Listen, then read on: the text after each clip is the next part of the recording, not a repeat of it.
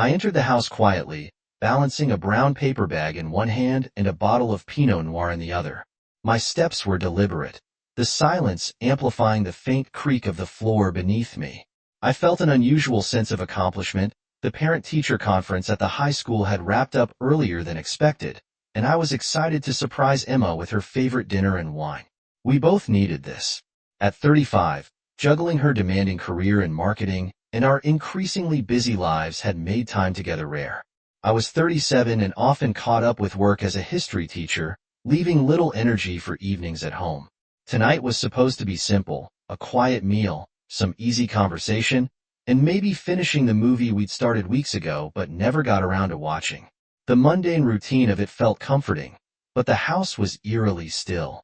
Emma usually kept music playing on her phone while she cooked or folded laundry, always something upbeat or a podcast about urban legends in our city of Portland, Oregon.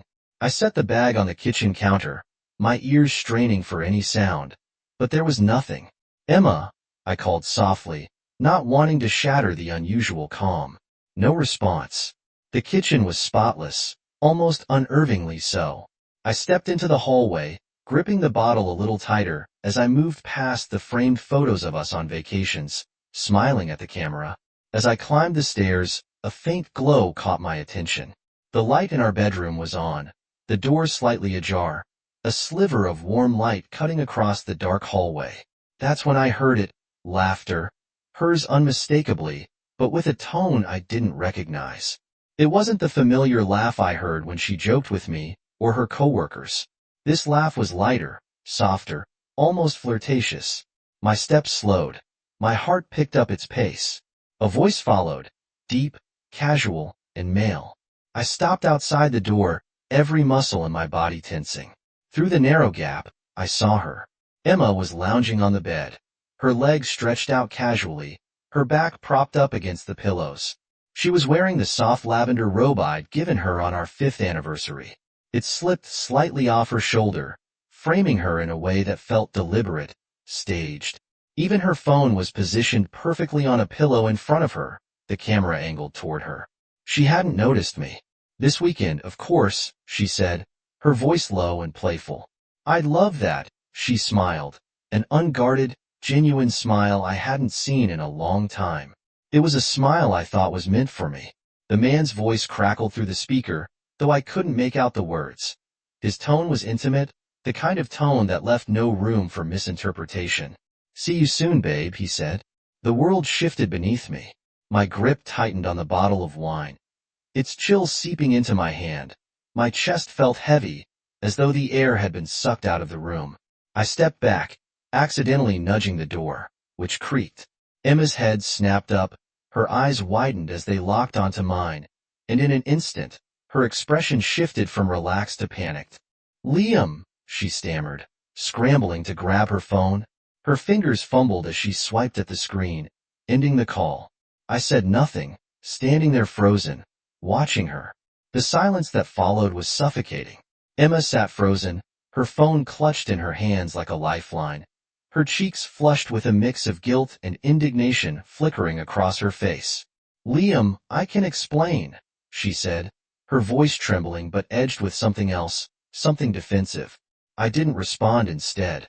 I leaned against the door frame, crossing my arms, letting the weight of the moment press down on her.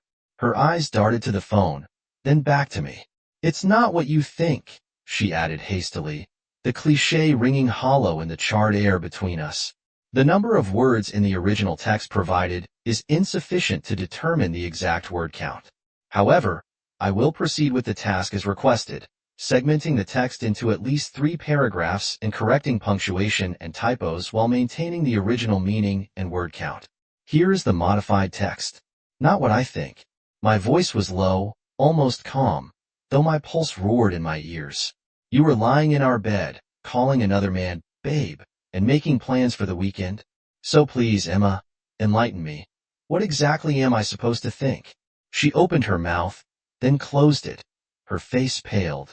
"Heck, just a friend," she said finally, the words sounding rehearsed even as they left her lips. "A friend," I echoed, disbelief creeping into my tone. Since when do friends get to hear that laugh or make plans with you while you're sitting in our bedroom, wearing that? I gestured toward her robe, the fabric hanging loosely around her shoulders. Her jaw tightened, her gaze flickering between defiance and desperation. You don't understand, she muttered. You're right, I snapped, my calm facade cracking. I don't understand. So why don't you help me out? She took a deep breath, sitting up straighter. Liam, you've been so distant lately, always at work, always tired when you're home. I've been feeling invisible. The word hit like a slap. So your solution was to what? Go behind my back and invite another man into your life? That's how you deal with feeling invisible. It wasn't like that, she shot back, her voice rising. It started as nothing, just someone to talk to, someone who noticed me. I stared at her, my mind spinning. For a moment, the only sound in the room was the faint buzz of the phone still clutched in her hand. And now, what is it, Emma? I asked, my voice cold. Because it doesn't look like just talking anymore. She hesitated, her fingers tightening around the phone. I don't know, she said finally, her voice small. I don't know what it is anymore. I let out a bitter laugh, stepping back from the doorway. You don't know? That's reassuring. She stood, her movements quick and frantic. Liam, please. I never meant for it to go this far. I was lonely and you don't? I interrupted sharply, my voice slicing through hers. Don't you dare try to blame this on me.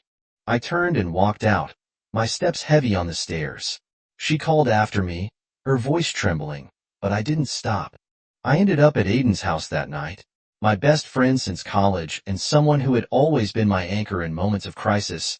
He opened the door immediately, taking in my expression and ushering me inside without a word. I told him everything. Emma, the phone call, the excuses. He listened quietly, his jaw tightening as I spoke. When I finally finished, he let out a long breath, running a hand through his hair. Man, he said, his voice low. I don't even know what to say. There's nothing to say, I replied, slumping onto his couch. I don't even know what to do. Aiden sat across from me, leaning forward with his elbows on his knees. What do you want to do, Liam? Because whatever it is, you need to be clear. You can't let her spin this into something it's not. I need to confront her, I said, the words coming out before I'd fully processed them. I need the truth, all of it. No more excuses, no more deflections, just the truth. Good, he said, nodding firmly. But don't let her manipulate you. You need to know what's really going on, no matter how ugly it is. I stayed at Aiden's that night, unable to face the thought of going back to the house. The next morning, the weight of the confrontation ahead settled heavily on my shoulders as I drove back. When I arrived, Emma was in the kitchen, stirring a cup of coffee as if nothing had happened. She looked up as I walked in, her expression unreadable. Liam, she said softly, setting the mug down. Can we talk? I crossed my arms, leaning against the counter. That depends, I said. Are you actually going to tell me the truth this time? Her cheeks flushed, and she looked away. I've told you everything. It's not what you're making it out to be. Stop lying to me, I said, my voice firm. I deserve better than that, Emma. If you can't be honest, then there's nothing left to say. For a moment, she said nothing, her gaze fixed on the floor. Then she let out a shaky breath, looking up at me with tears brimming in her eyes. You're right, she whispered. I haven't told you everything. You're right, Emma whispered, her voice barely audible. I haven't told you everything. I stood there, the weight of her words pressing down on me like a tidal wave. Then start talking, I said, my tone sharper than I intended. Emma glanced at the mug in front of her, gripping the edge of the counter as if it might keep her grounded. It started months ago, she admitted, her voice trembling. At first, it really was just talking. We met at a conference in Seattle, one of those marketing networking events. He was charming, easy to talk to. I didn't think much of it at the time. Seattle? I interrupted. My mind raced back to the weekend. She said she was working late on a client pitch. She nodded, guilt flashing across her face. I didn't tell you because I knew you'd overthink it, and I told myself it wasn't a big deal. But then we started texting. It was innocent at first, I swear. But it felt good to have someone notice me, to feel seen again. The word "st" stung sharper than I expected. So what changed, Emma? When did it stop being innocent? She hesitated, her eyes darting to the side. I don't know, she admitted. Maybe it was when I started looking forward to his messages more than yours, or when I started making excuses to see him. It just happened. It just happened, I repeated, bitterness dripping from every word. You didn't accidentally book a hotel room. You didn't accidentally call him babe. Don't try to make this sound like some passive mistake. Emma's shoulders slumped, and for a moment, she looked completely defeated. I don't expect you to forgive me, she said quietly. I need you to understand how lonely I've been. You've been so wrapped up in your job, in everything else, that I felt like I didn't matter anymore. I shook my head, the anger bubbling beneath the surface. So it's my fault? I said, laughing bitterly. You're blaming this on me because I work hard to provide for us? No, she snapped, her voice cracking. I'm not blaming you. I'm just trying to explain how it got to this point. Her words hung in the air, heavy and suffocating. Who is he? I demanded finally. Her eyes widened slightly, and she stepped back. Liam, I repeated, my voice steady but unrelenting. Who is he? After a long pause, she whispered, his name is Ryan. He's married too. It wasn't supposed to go this far, I swear, but it's complicated now. Complicated, I said, shaking my head in disbelief.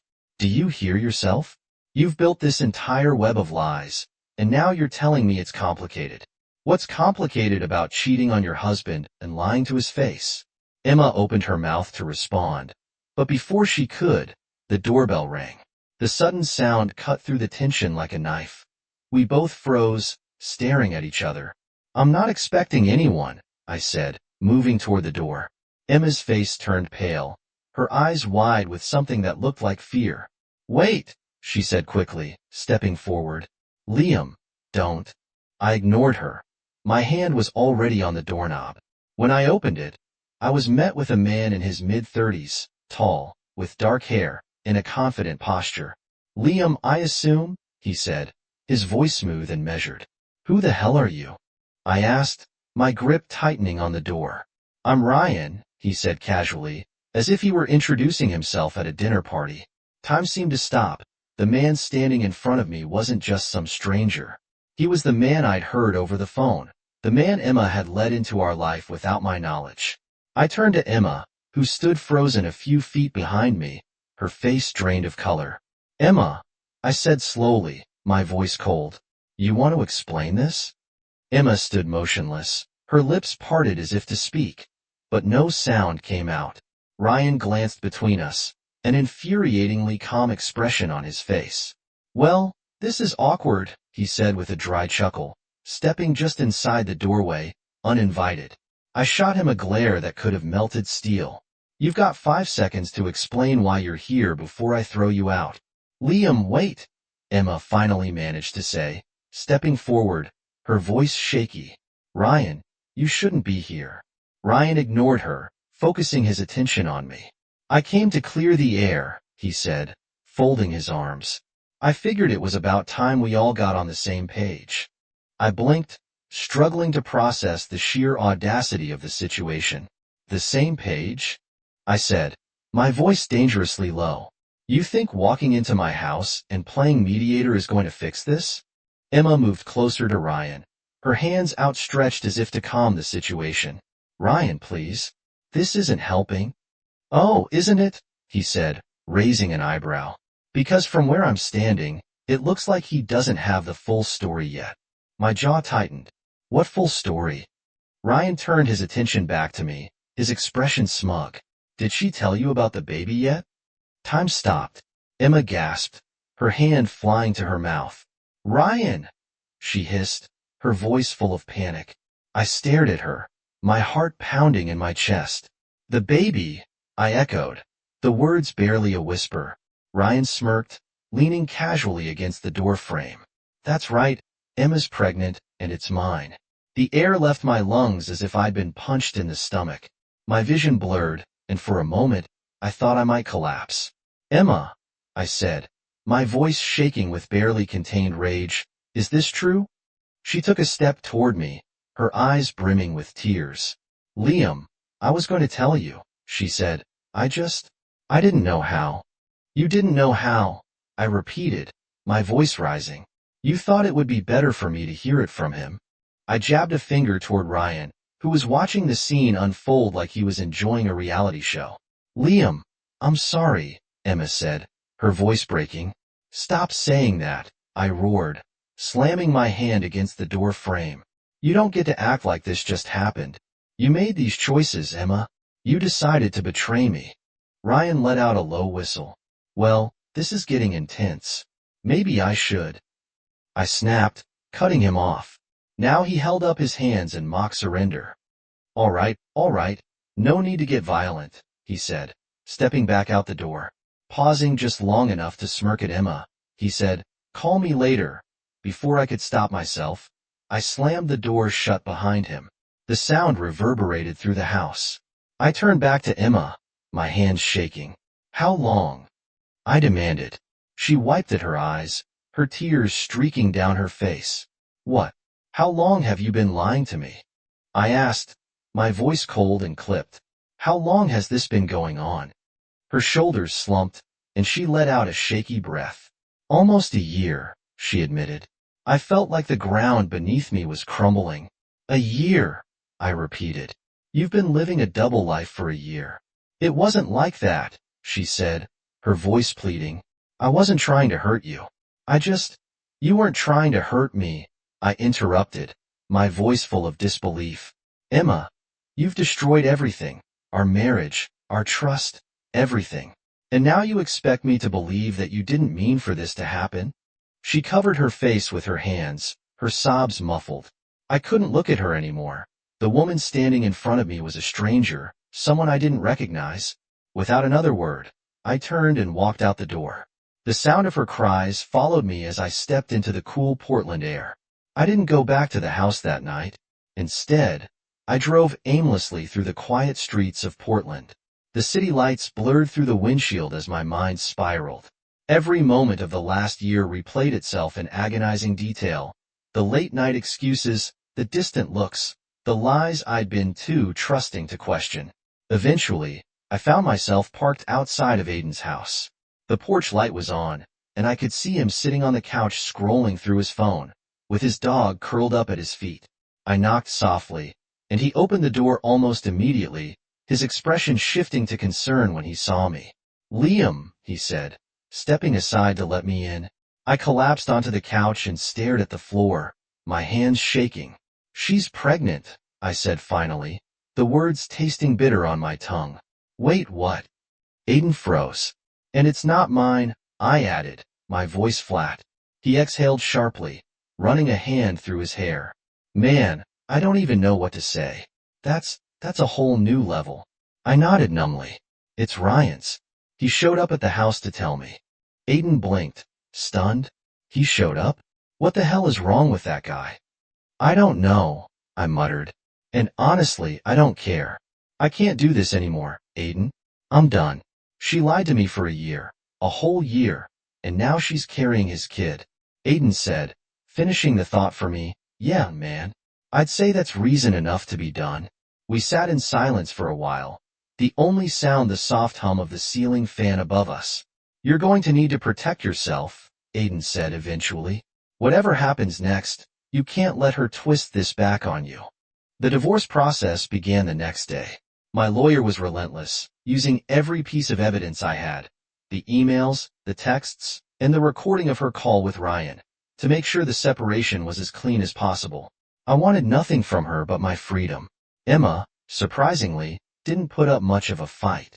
Whether it was guilt or exhaustion, she signed the papers without argument, agreeing to the terms my lawyer had laid out.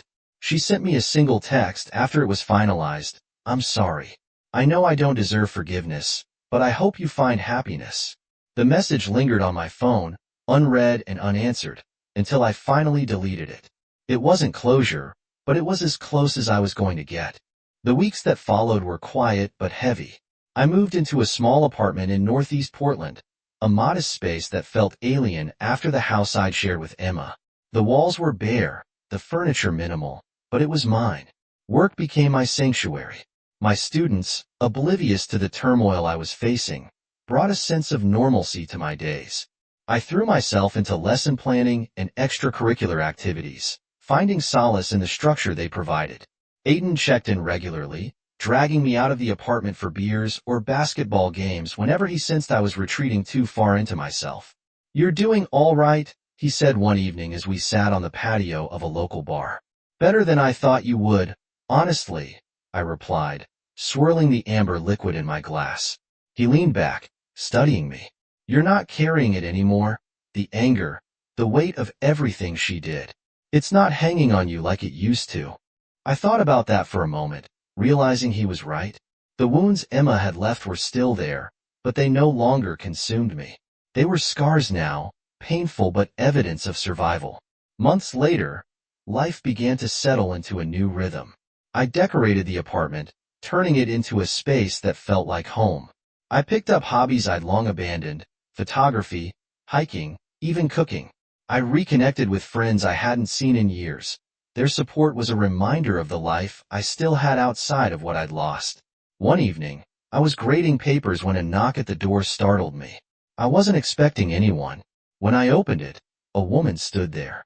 She was in her early 30s, with bright blue eyes and an attentive smile. "Hi," she said, tucking a strand of blonde hair behind her ear.